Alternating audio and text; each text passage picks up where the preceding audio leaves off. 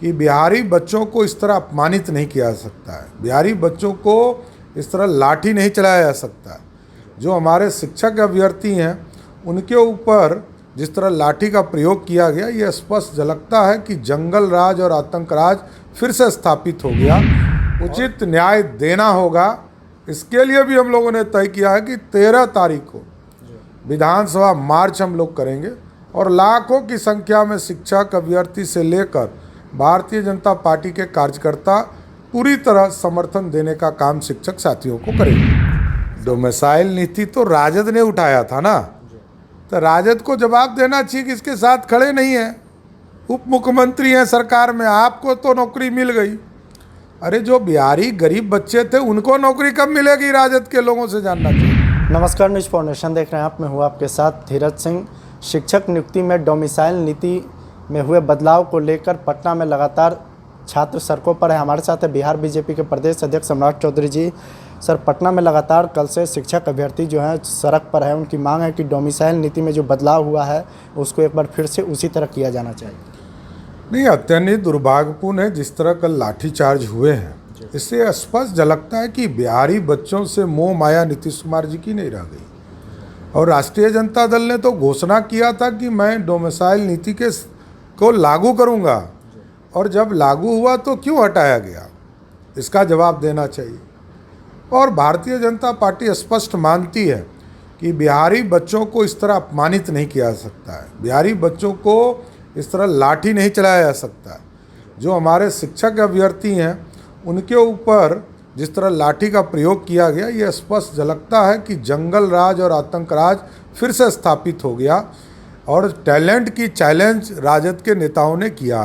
अरे बिहारी तो इतने टैलेंटेड हैं कि IAS IPS बिहारी होते हैं, और बिहारी बच्चों को बिहारी नहीं पढ़ाएंगे तो कौन पढ़ाएगा।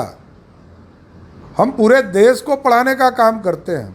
बिहार के टीचर दिल्ली में, बम्बई में, कोटा में आप चले जाइए, सब बिहारी पढ़ा रहे हैं।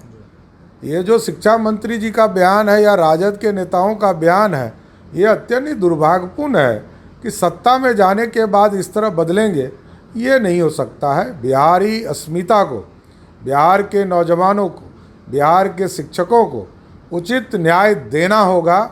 इसके लिए भी हम लोगों ने तय किया है कि 13 तारीख को विधानसभा मार्च हम लोग करेंगे और लाखों की संख्या में शिक्षक अभ्यर्थी से लेकर भारतीय जनता पार्टी के कार्यकर्ता पूरी तरह समर्थन देने का काम शिक्षक साथियों को करेंगे।